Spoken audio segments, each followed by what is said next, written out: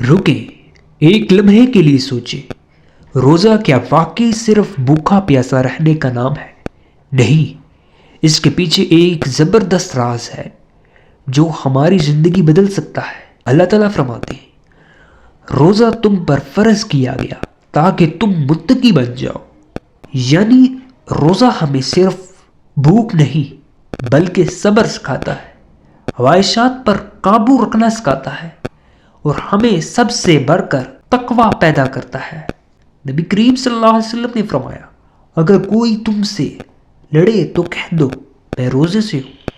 اور سنو، رمضان میں جنت کے دروازے کھول دیے جاتے ہیں، جہنم کے دروازے بند کر دیے جاتے ہیں، اور سب سے بڑی بات اللہ تعالیٰ فرماتے ہیں روزہ میرے لیے ہے اور میں خود اس کا بدلہ دوں گا۔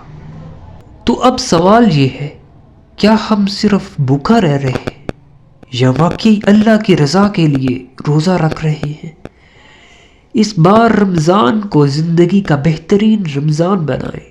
یہ ویڈیو شیئر کریں تاکہ سب کو فائدہ ہو سکے۔ اللہ ہمیں روزے کا اصل مقصد سمجھنے کی توفیق دے، آمین۔